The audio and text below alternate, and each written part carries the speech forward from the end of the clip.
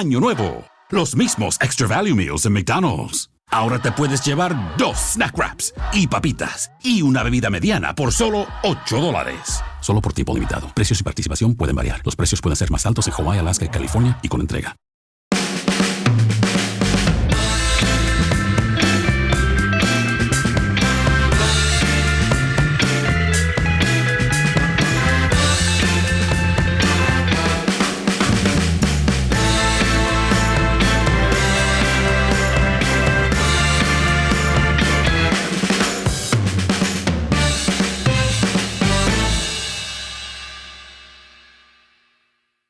Welcome to No Question About That. This is the Weekend Pod.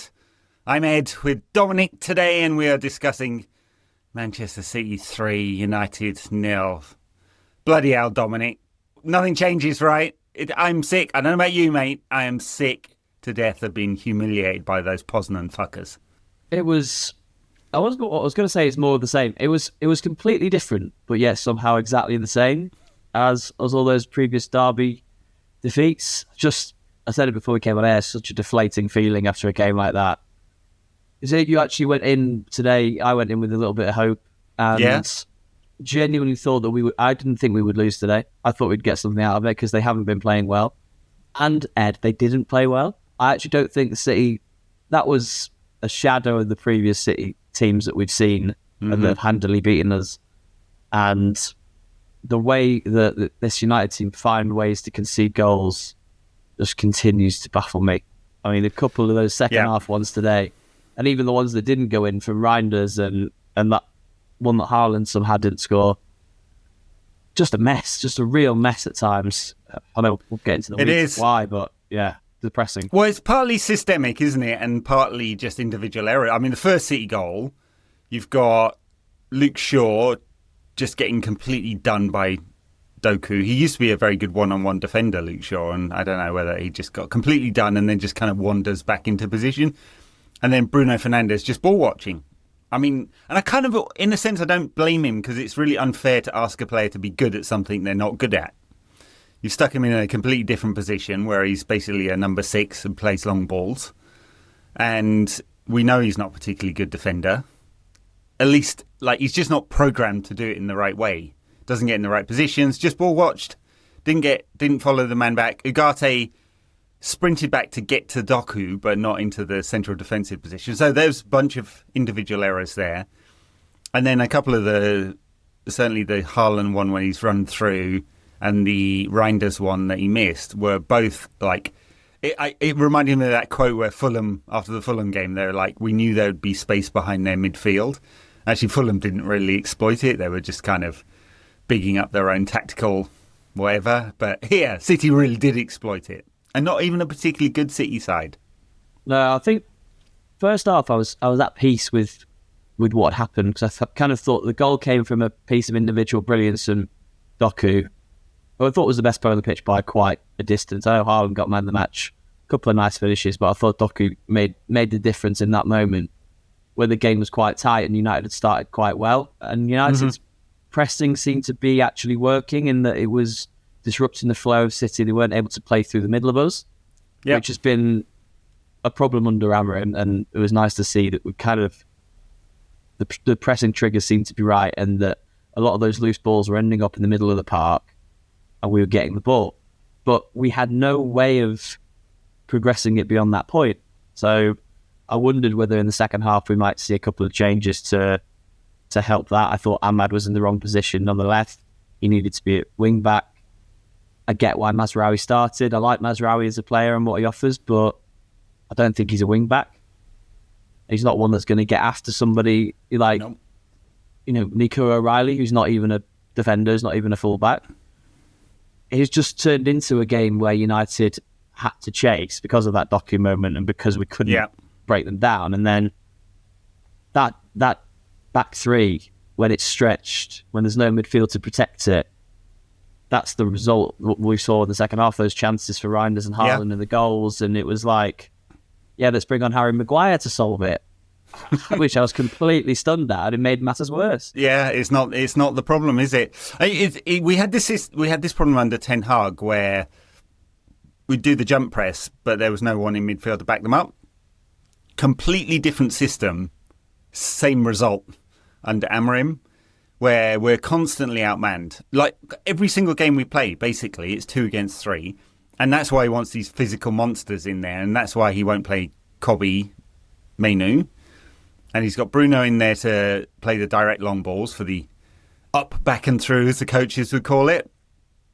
And, try and build up down the wings. And Ugarte was in there just to try and disrupt, right? Rather than Casemiro, who's been very good this season, but only for an hour at a time.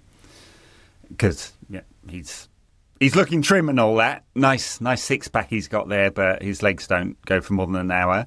But we just see the same over and over again. And unless we're dominating play, we're extremely vulnerable, especially through midfield.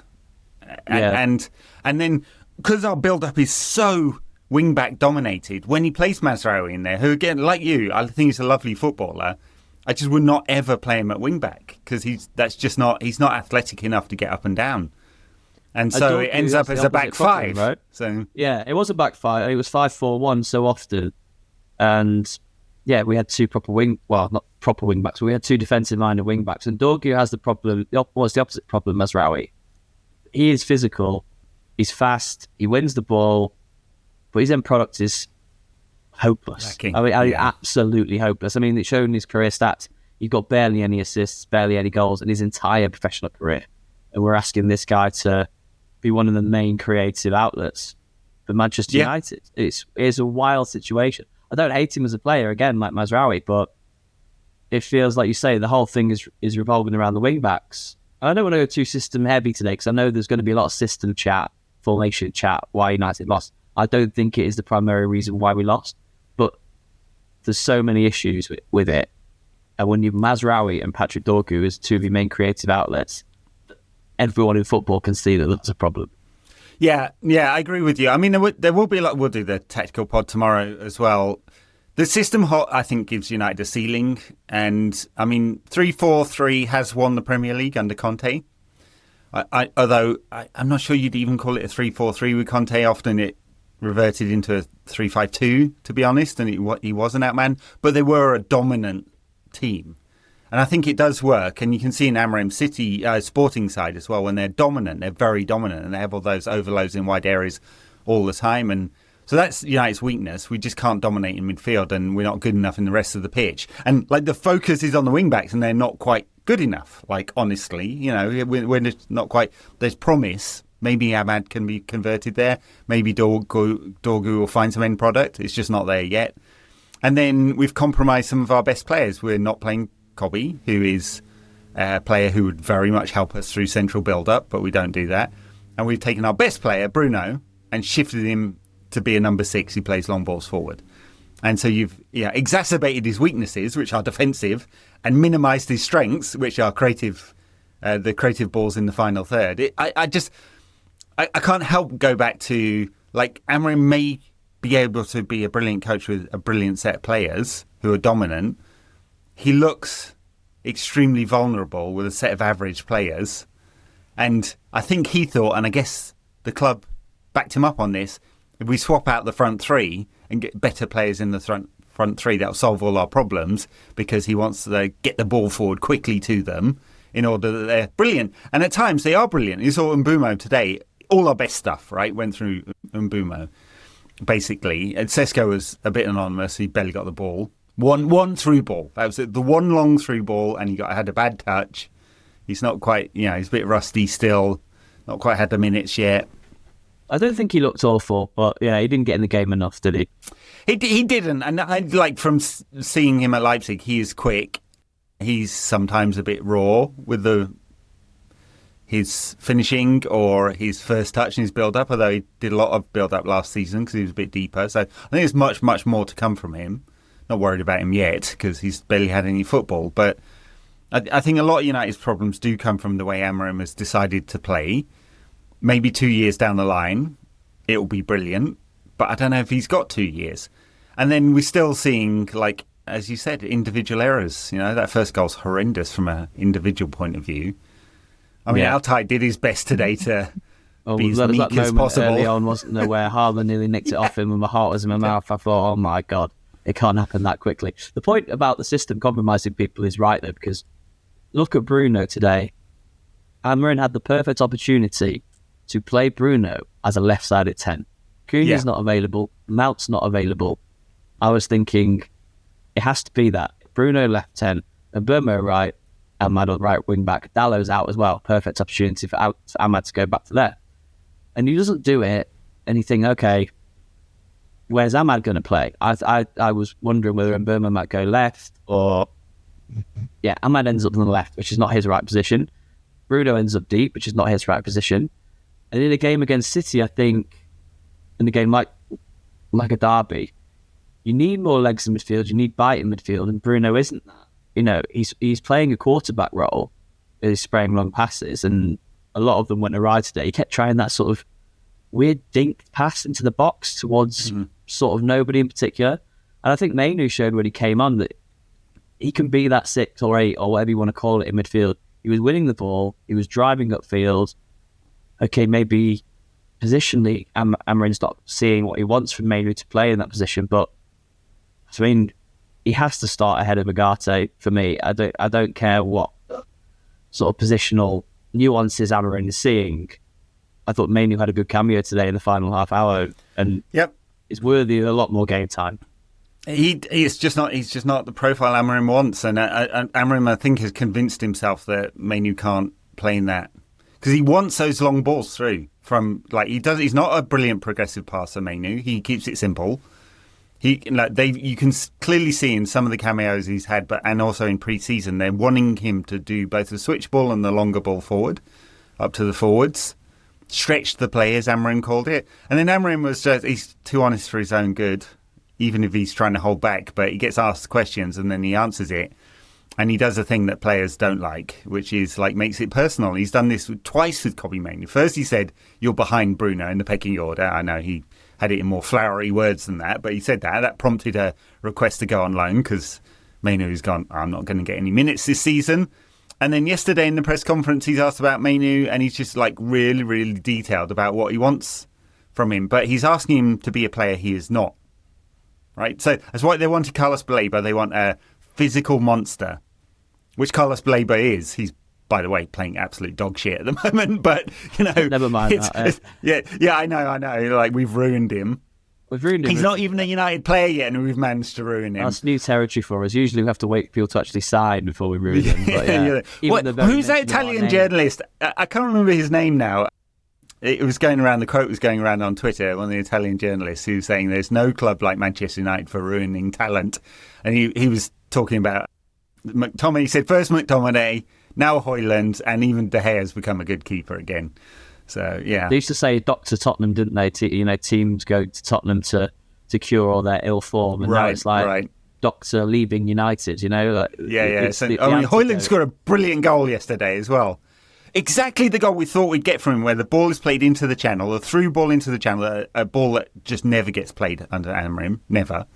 Right, through ball into the channel, he runs onto it, brilliant finish, and you're like, okay, we've fixed him already. First game, 14 minutes in, and his confidence is up already. I get that, yeah. There's some tongue in cheek when I talk about this sort of leaving United thing, but there is a serious point in that United creates such a cauldron of pressure. And I think you saw it today. There was so many nerves on show from United today, both in attack and in defence. It was like every time we got forward, we panicked. There was no composure with the final ball. And some of the defending was really sort of kamikaze, almost overly aggressive at times, and giving away silly fouls that Anthony Taylor was always going to give. I mean, I didn't like his performance today. He gave a lot of soft fouls in City's favour, but I thought United played into that. It did feel like a nervy performance. Maybe they know they can feel the pressure that Amorim is under. They can feel the sense of the occasion. Whereas City, although not playing well, had the big players and the big moments who delivered. And that's why the game finished 3-0 when it was. We could all sit here and see that was not a 3-0 game. The United had enough chances to make it closer. Maybe some came at the end when it was a little bit too little, too late. But yeah, first half there wasn't much in it, I didn't think.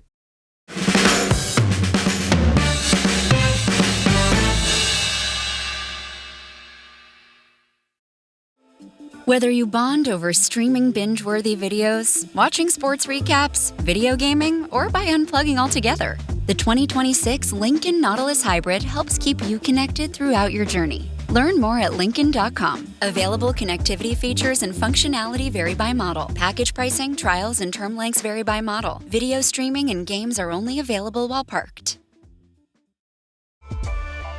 Kraft Mac and Cheese is better than 90s hip-hop. We'll remind you of your childhood without making you feel incredibly old. Kraft Mac and Cheese. Best thing ever.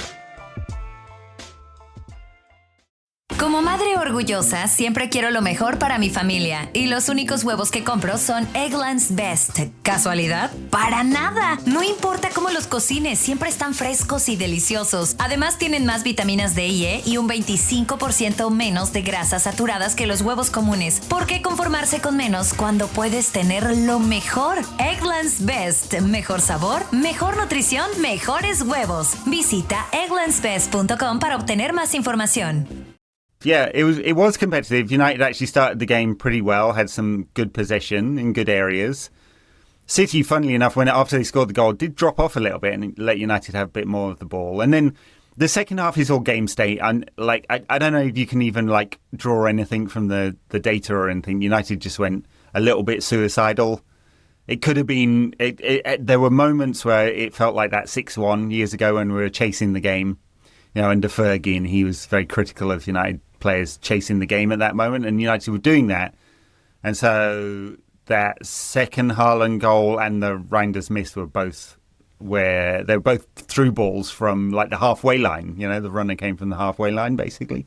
So we did push forward. We had those two chances from Mbumo and Casemiro at the end, which juiced our XG somewhat, or should have been goals, basically.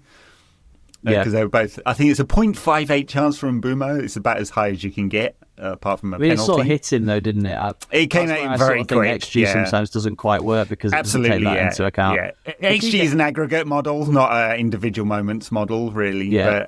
And then Casemiro as well. I don't know how he misses that because he's onside. Yeah, that was ridiculous. The key moment of the game was actually Donnarumma's. Well, a key moment in the second half was Donnarumma's save from Mbumo. That was an outstanding save, and that's why so many people were calling for United to cough up and pay the 300k plus a week wages for Donnarumma. Plus. I understand why the club didn't do that, but at the same time, that is an absolutely clutch save from a clutch goalkeeper, and that's why he's gone straight into the City team, and it will improve them. In the way that Altay Bayern did, it does not improve United. In fact, it makes them quite a lot weaker. Yep. No, I mean, we didn't do the deal because of the money. He might not have come anyway, given that. I think he wanted to. I think he would have come if the money had been stumped up. Yeah, I mean, it's if he was on, it's getting 13 million net, which works out at well over 400k a week. And who knows, it's City, so he's probably got an offshore account as well. Shares in some shell business in Abu Dhabi. But it's interesting because he's given that Amorim's build-up doesn't really focus on the building up from the back. It's part of the reason that Onana's gone. He doesn't care about it so much. And City do care about it. And Donnarumma's okay, but he's not Edison could hit a 50-yard pass to feet. Donnarumma's not going to do that. So it's interesting, stylistically, it's a big departure, I think, for Pep. Yeah, to go with that. The football man in me likes what Donnarumma offers, as a goalkeeper, because he saves shots. Yeah. He saves a lot of shots. Yeah. That's what a goalkeeper should do. Yeah. It'd be nice if we had a goalkeeper who did that as well. Well, we'll see with Senna Lomans whether he's going to be, because he's a big frame. He's kind of similar profile of keeper. Obviously, he's only got a year's worth of experience. Donnarumma was playing in the Milan side at 16. So there's very wide gulf in experience there. He's a similar profile in that he's okay with his feet, from what I can tell. The clips, the many hundreds of clips that are on YouTube now, okay with his feet, very dominant or proactive aerially. So I wonder how long it will take before Amorim will play him, or maybe he won't because he's a club bought player rather than an Amorim bought player, and sometimes coaches don't like that. We will see. What do you make of this sort of reaction there? We're only just seeing it now really pour in. I'm just scrolling down the BBC's live blog. Robbie Savage, the formation is at fault. Michael Richards, the system isn't working for United. That's what I mentioned earlier. I think a lot of the chat now is going to be about the system. Yeah, I don't see it as a system defeat today. I just don't see it. I think, more possession than City, a decent amount of shots and a few chances. I see it as a confidence issue and a sort of a mentality issue that United have always backed themselves into by not winning games, and maybe that is a system issue. Do you know what I mean?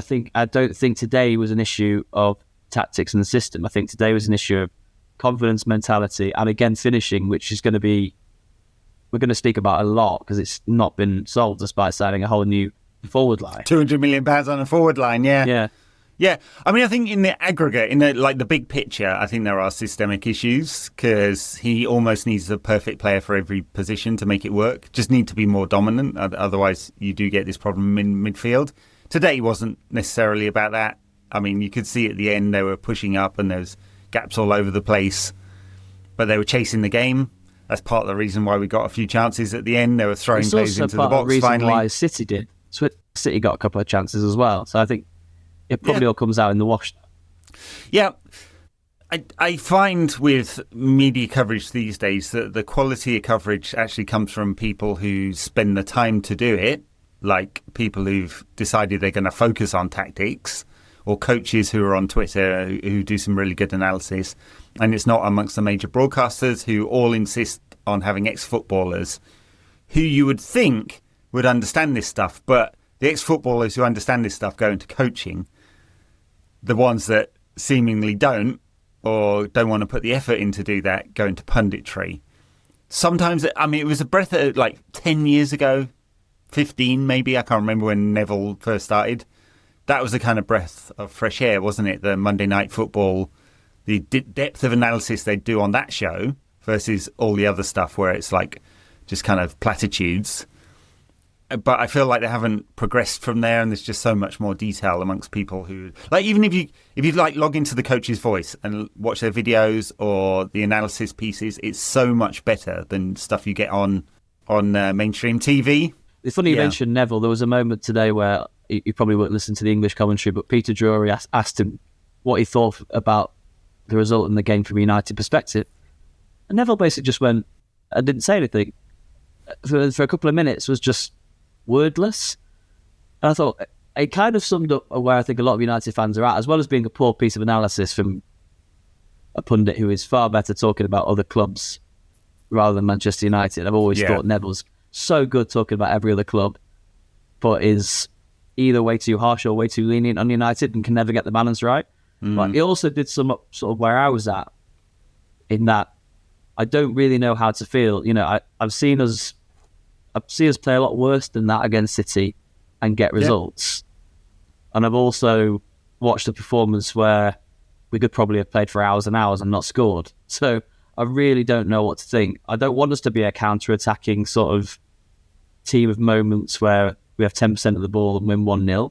But also those moments were quite good under Oli at the Etihad. And Amorim doesn't seem capable of producing that sort of a rousing display, if you know what I mean. Yeah, I mean, he had that one big result against City in the Champions League where they did only get 20% possession and then just banged it long to Gyökeres, who ruined City. Yeah. So if you watch that back... last year, of course, but there was a lot of elements of luck in that as well. Yeah. I mean, I think we could go deep on analysis. My prevailing thought is, one, I'm sick of City humiliating us because it happens over and over again. Pep was crowing beforehand going, well, ever since I've been here, we've been better than United. Unfortunately, that is true. So I'm sick of that. Pep, though. And before. Yeah, and sadly, and before Pep. And I'm sick of United being rubbish. And that is both a 12-year stretch of being rubbish, but particularly in the last 2 years, being really, really rubbish. And then I look at Amorim, and I think is that 47 or 48 games now? He's lost half of them. That can't continue. And it's not like I'm sitting here going, he's got to go, because I don't know what you would do. But I look at this squad, it doesn't feel right for him. And I look at the performances under him, and they're dreadful. You're looking for hope, some kind of light at the end of the tunnel, and there's hardly any. The club and him obviously decided that they just needed to get better players to fix it, but haven't fixed any of the systemic issues, which, agree that is not really the reason we lost today. Although, so much, I'm kind of like, where's the hope? Like, what can we cling to? We've started this season where we actually played pretty well against Arsenal, but couldn't create enough chances to win that game. We're good for a half against Fulham and then dreadful for a half. Obviously, utterly dreadful against Grimsby. And then good for an hour against Burnley before the substitutes changed it completely and it was totally chaotic basketball stuff at the end. And I'm just like, well, if that's the pattern we're going to get for the rest of the season, we've got some tough games coming up until the Spurs game for the second international. That's November. We'll lose half of those games because that's what we do, lose half of those games. We'll be 15th in the table. I think we're probably around about there now. And we'll be on 8 points and it's going to look dreadful and the pressure is just going to be overwhelming. You had the gym there today. It's depressing, right? I'm finding it really hard to find the bull case on this one, right? What is like? Make an argument about how it's going to get better. Because it's not going to magically bring in another player right now. So we got to get more clinical. Our XG isn't bad. We are creating some chances, and we are dominating periods of matches. This is like I'm Mr. Brightside here. I'm really looking. Yeah. The most red-tinted spectacles you can possibly look through. If Sesko gets up to speed and we provide chances for him, and Bruno looks like a real player, Cunha comes back, they've got to produce. That front line has to produce. And I know you said the solution, and this has always been the solution post-Ferguson, spend money, bring players in, change the players, get better players, hopefully. But this iteration, there was nothing wrong with them before they came to United. Cunha and Burma put together 35 league goals between them last season. Sesko, one of the hottest striking properties in Europe, still a young player, scored a hatful of goals for Leipzig. It has to work. A good manager like Ruben Amorim has to knit it all together. Maybe we end up 2 months down the line, the system chat doesn't go away, and it's decided that the system has stifled these players so much and Amorim has to go. I don't want to see it that way. I think it has to be given time. We have to not, maybe, as hard as it may be, we have to not judge ourselves on these games against Manchester City away. They're one of the best teams in the Premier League, have been for years and years. We have to judge ourselves against Fulham, Burnley, Bournemouth. We have to beat those teams.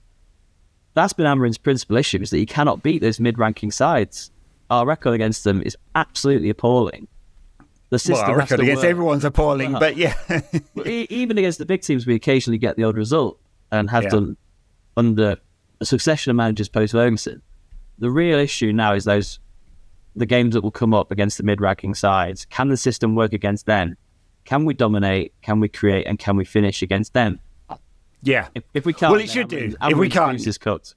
Absolutely, yeah. I mean, no, you're right. Like we should be able to dominate against those mid-ranked sides, and we've got good players who do score lots of goals, and we've already seen with Cunha and Mbeumo, they are high-quality players, right?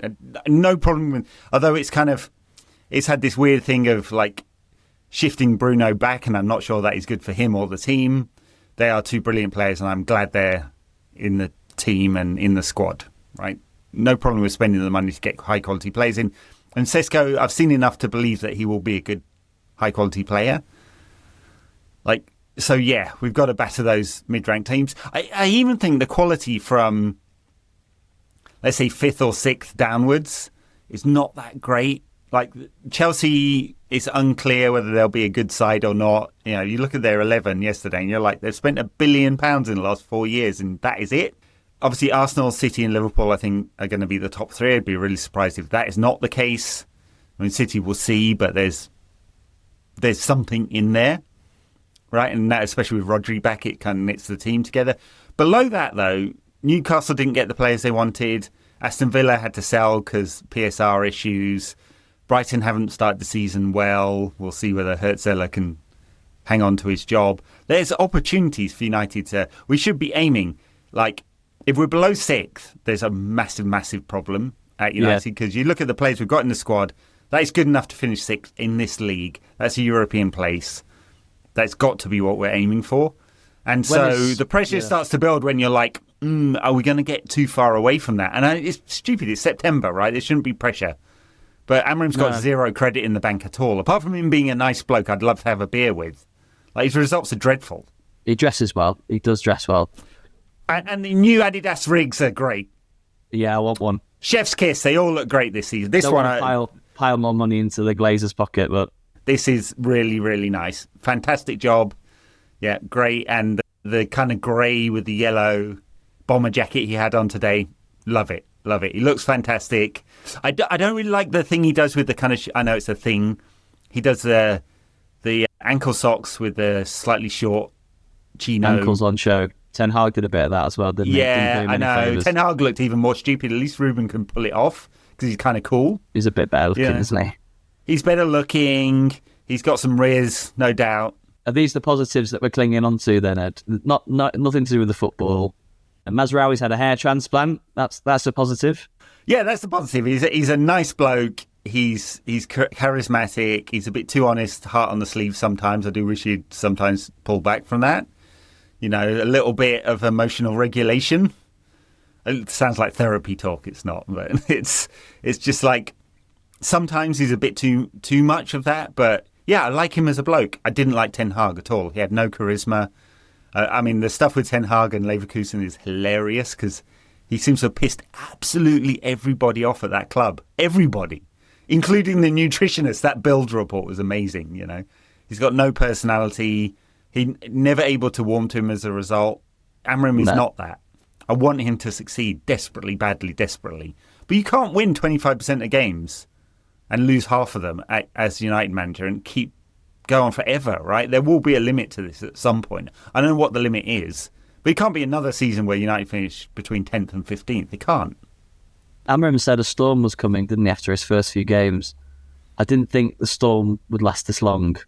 It's like the big red spot on Jupiter. It's been going on 300 fucking years. I mean, surely our pain is due to end. The cursed wilderness years. Someone will get it right. Someone will sort it. It really doesn't look like it is going to be Ruben Amorim. We all hope it is.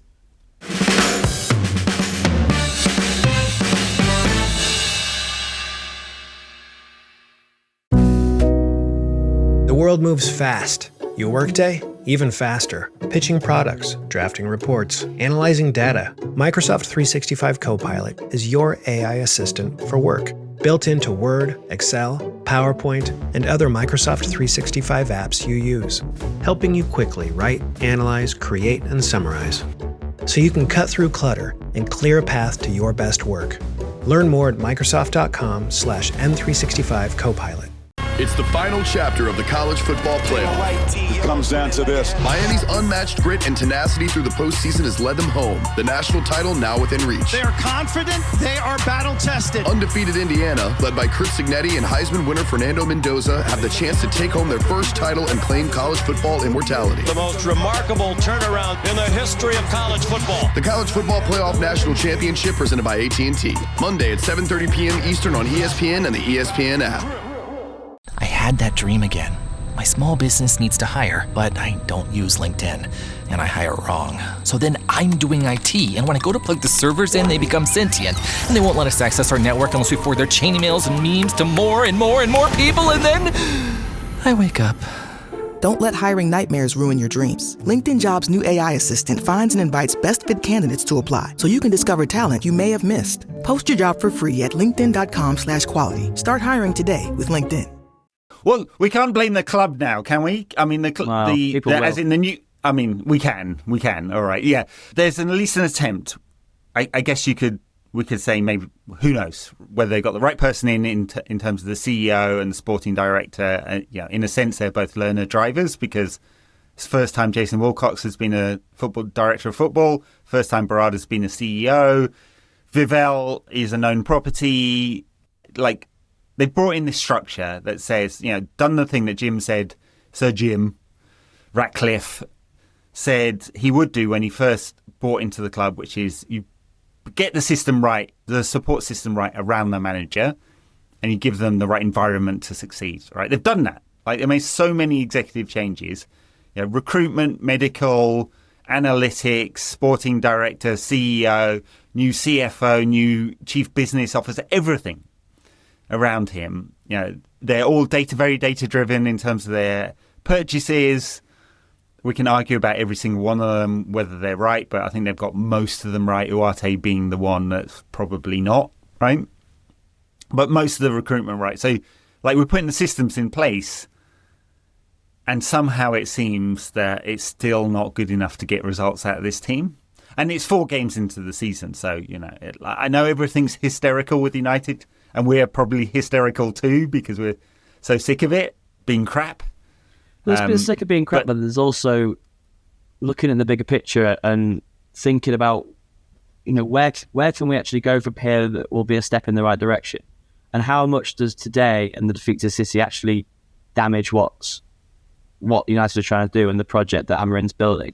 And like I say, you shouldn't judge yourselves by these games. It's painful for United fans to admit that, because City is a huge game in the season, is a derby. There's a lot of emotion and there's a lot of tension basically within the fan base when a defeat like this comes up.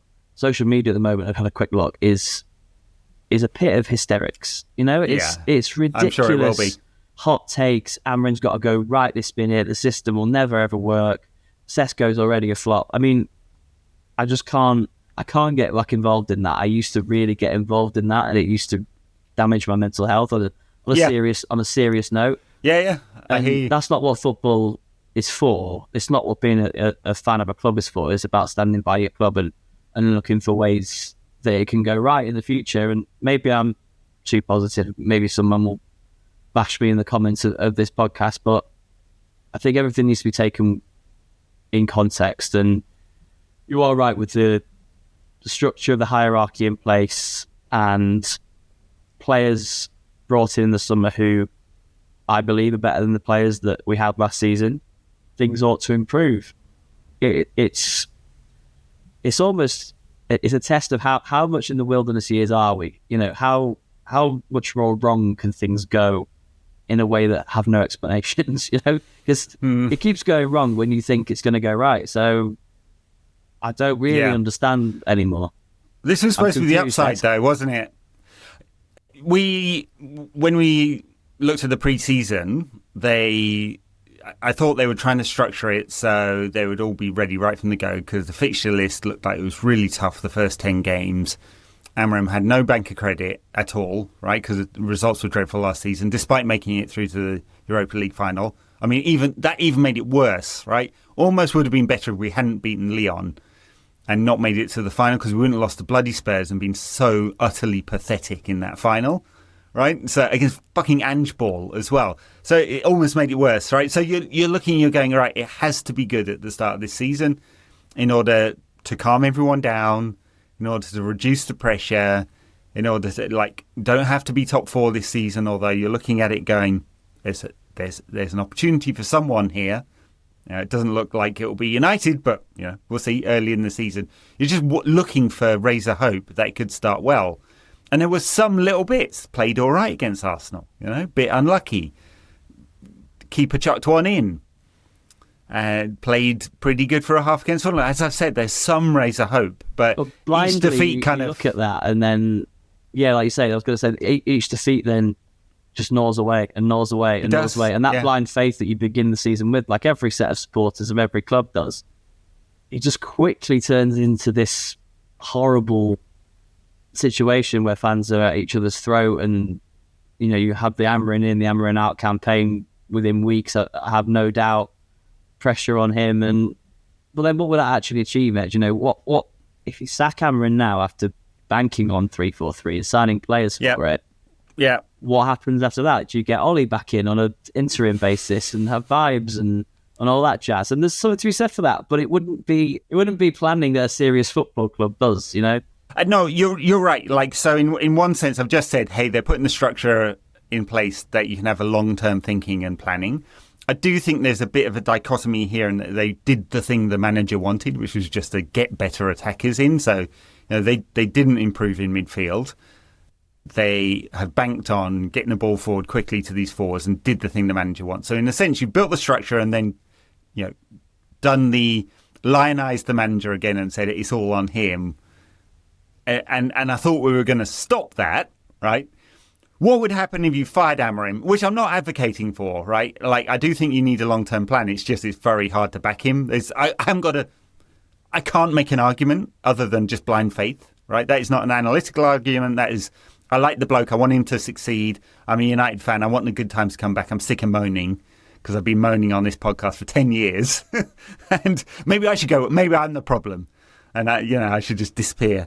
And I want him to win. I want it to be good. But I tell you what, if you fired him tomorrow and brought Ollie in for 6 months, Vibes Ball would work with this squad and they'd be a hell of a lot better. Now, it might not be a long-term plan. We've been there before, right? And I'm not actually advocating for that. I'm just saying, hypothetically, if you brought Vibes Ball back in for 6 months, 8 months for the rest of the season, it'd probably be a lot better. Now, would that be building towards what we're trying to build, which is a title-winning squad by 2028, which is their stated goal, right? 150th anniversary of the club, 2028, we can have a title-winning side by then. That's Project 150, Project 21, whatever you want to call it, 21st title and all that kind of stuff, right? Maybe Ollie's ceiling is not title-winning football.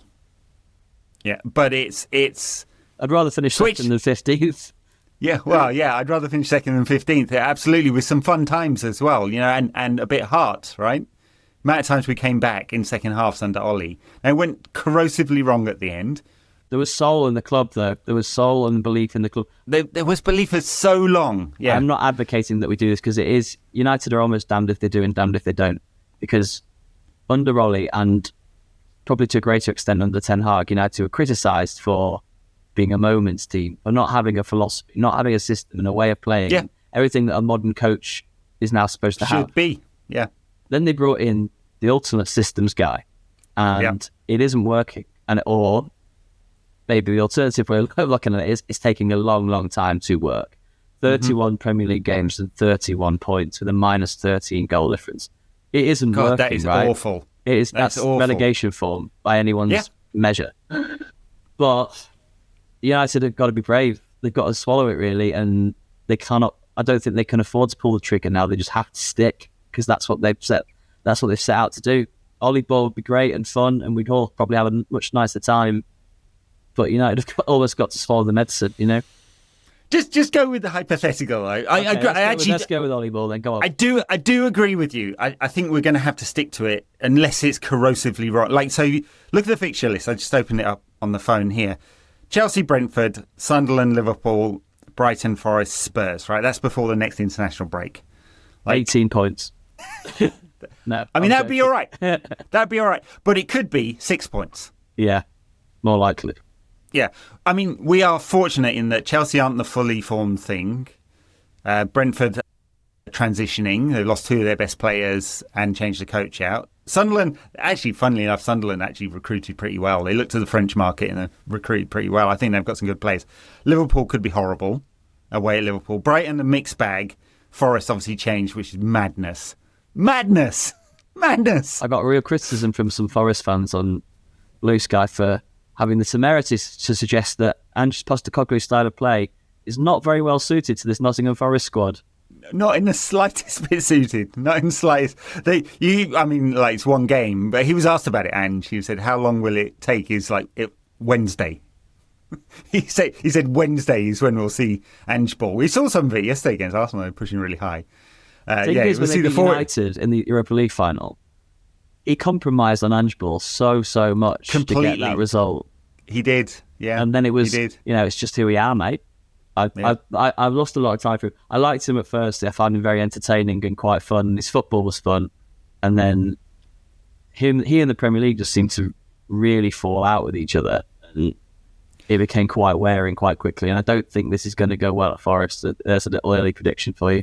No, and I like him, but I don't think he will do because he's like, you couldn't get a bigger dichotomy between the two systems than Ange Ball and what Forest played under Nuno, which is apparently Marinakis wants attacking creative football and success, which is a kind of interesting mix for a club of Forest size, only 2 years back in the Premier League.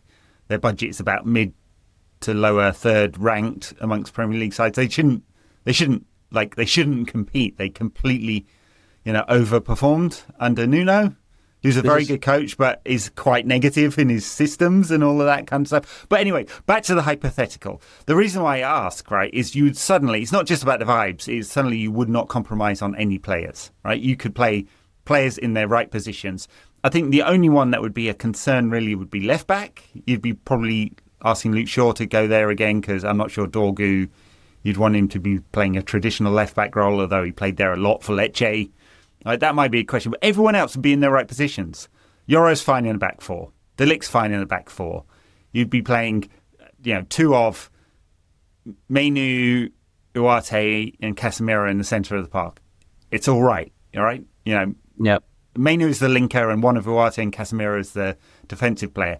Cunha and Mbumo as wide forwards in a 4-2-3-1. Totally fine. Yep. Totally fine, right? Cunha's Mbumo, I'd have no problems with that. He'd be totally fine in that system. Played there at Brentford.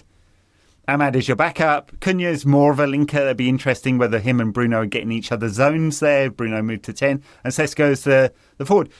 You've immediately got balance, right? Apart from the vibes ball, you've got balance in where you wouldn't compromise on all these players out of position, which is what Amorim's doing because he needs the perfect player in every position.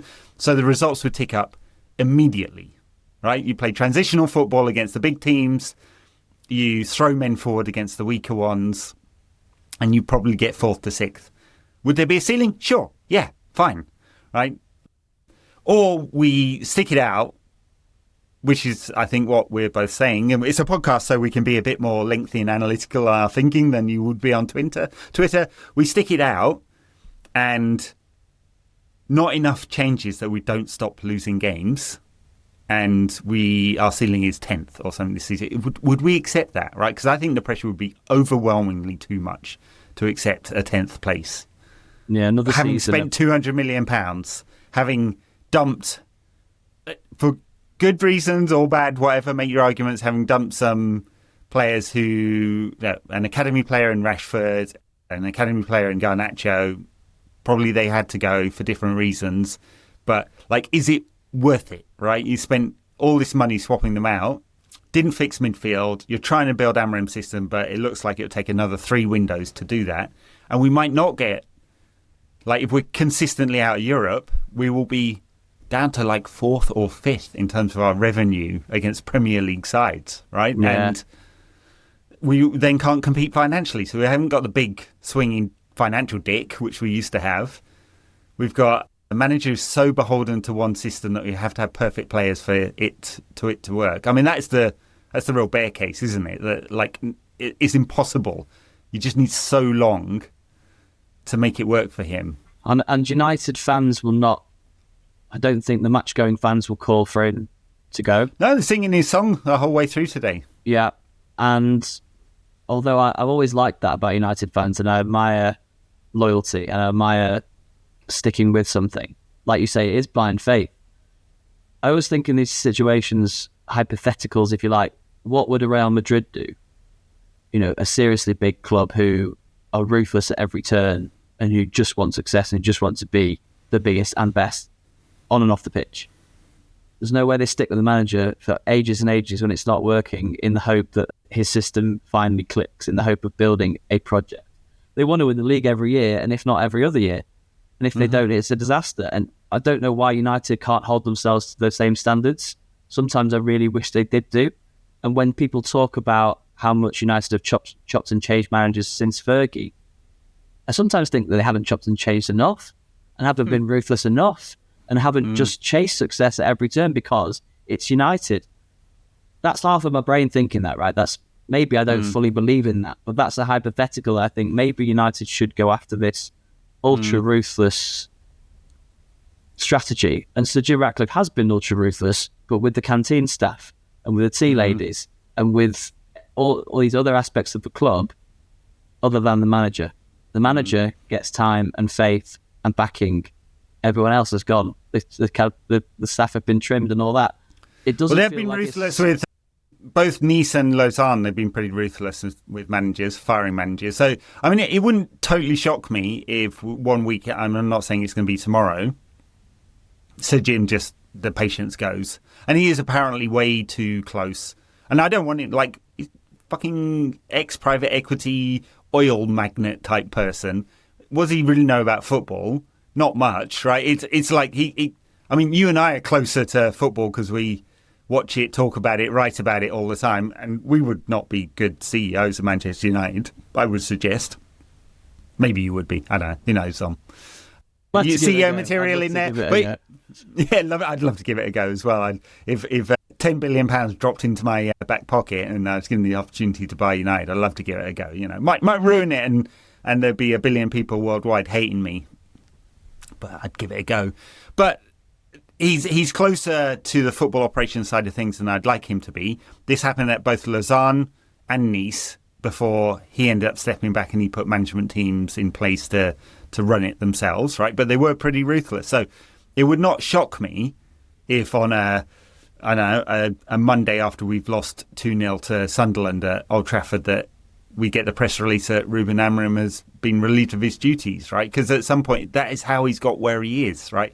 He's been kinder and more patient with Amorim than he would have been with any executive at an Ineos subsidiary company that was failing. Yeah. He'd have killed them straight away. Not killed them. And that's United culture. Them. I'm sure that is United culture. And if we're led to believe what Jim says, he's a United fan. He is one of us. I think he does understand a little bit about United's history and culture and what the fans want. And maybe he is backing Amorim because he thinks that's what the fans want him to do. But like you say, if the results keep coming the way they are, it is going to wear thin. From Sir Jim's point, I think the Stretford End will back Amorim every week, and I applaud that. But it may come to a point where it won't make sense anymore. Didn't turn on any managers in the last 12 years since Fergie, except for Van Gaal, where it was attack, right? And that was the thing that got to the fans eventually. It was just the football was so sterile. But they didn't turn on. And opposite way around. So, like, for me, the only manager of the post-Fergie era that I regret is Ollie. Because I'm like, that last few months went so bad. But apart from that, it was good football, the good vibes. I liked Ollie as a person. He's a club hero. Like, it felt pretty good. It might not have been perfect, but they give it a go. And, so I regretted it went so toxic. At the end, the results went really bad. He didn't know how to change it around. The Ronaldo situation wasn't awesome. He got big dogged by the player coming in, basically. And the rest of them, like Moyes was pathetic. Mourinho, I hated. I hated him talking about players in public the way he did. Hated that. Van Gaal was terrible. It was undignified the way United sacked him. Like everyone knew before the cup final that he was getting sacked, And we want Amorim to be treated well because we like him as a bloke, and we do. You would naturally want people to succeed, and I still want him to succeed. There's just something telling me that it won't happen, and it's really unlikely to. I mean, all the stats, all the figures tell you that it's really unlikely to turn around in the way that we hope it will.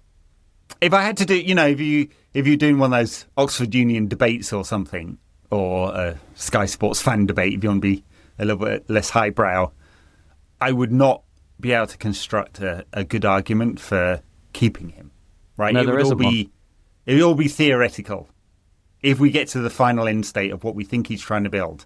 But even there, and maybe this is a sad, nerdy online tactico thing. But as I said, there's so much good analysis, and all the analytics people are going, there's a problem with this system. We don't think it will work in a hyper-competitive league until he has all the best players. And here are all the reasons why, right? And maybe it's just because that kind of critical thinking is easier to write than the positive piece. I find that true. I've been writing my Substack, nkatpod.substack.com. Sorry for plugging that. But I've been writing that more this season. I find it very hard to write positive stuff. Some people like the kind of critical, analytical angle to things. A lot of people don't. And I understand why. We're fans. We want to feel good about it. It's entertainment. It's a release from the day-to-day drudgery of life. So that's what football is. That is. And it's supposed to be that. And it's not supposed to be fucking miserable every week. I hate being in I hate being in a bad mood after United lose. And my wife's like, you're in a bad mood. I'm like, yeah, because United have lost. But I hate myself for doing that because it's just football. It's just a game. Why is it ruining my entire Sunday that United have lost? It's going to keep doing it until, we might never win the league again. Who knows? Oh, God. Don't say that. No, I've gone through the whole gamut of emotions in this podcast, Ed. It's just been one of those days. We've got a good few years positive left. To we're never winning again. So where from here? Dear. Should we talk about cricket instead? England bashing 300 in a T20. Yeah, that was pretty good. Oh, dear. All right, well, we got a week off. There's no football this week, so we get to moan about United all week long. I don't know whether I think it actually helps when you had 2 games a week under Amorim last season, because you could then drop it and move to the next thing, but we don't even have League Cup football anymore. We get to watch all our rivals play in the Champions League and Europa League and Conference League, and we're not in any of those competitions. No. It's going to be a heck of a long season if we keep losing and waiting for a week for another game. Oh God, it's going to be awful. Is what it's going to be. Well, okay, so no midweek game, home to Chelsea next week. We'll do some proper preview later in the week. But how are you feeling about it? Alejandro Garnacho coming back to Old Trafford. It's kind of written that he's going to score the winner, right? Well, it was had a little bit of a wry smile watching Match of the Day and watching Garnacho not track his man and he did completely not, be at fault for Brentford's equaliser on Saturday night. I had a little smile about that, but he was sort of involved in one of the goals, wasn't he? And the rule of post-Ferguson United automatically means that Garnacho will do something great against us and win the game for Chelsea. But I do think that Maresca's Chelsea are very gettable. Yeah. Have a lot of weaknesses. And like I say, I'm very underwhelmed by that team, given the amount of money that's been spent on it. Someone needs to explain Jamie Gittins to me. Just someone explaining to me. I don't understand him as a player. He looks like a player that's coming out of the Championship, and he may be great, but he's so unbelievably raw. And they paid £15 million more than they paid for Alejandro Garnacho. And I know there's reasons and the bomb squad, blah, blah, blah, blah, blah. But yeah, you look at the two of them and you're like, bloody hell.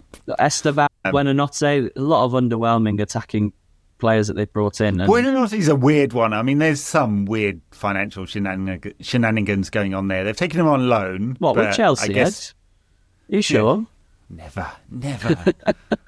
That is modern football. When Fabrizio Romano, who's no longer a journalist, he's just an engagement farmer, put out a half and half kit saying that Enciso had been bought by Blueco. And I'm like, football in 2025, fucking shoot me. I've never heard of Blueco. What, are they a Ligue 1 side? yeah, that's right. Yeah. Just what the hell is that absolute gibberish? Yeah.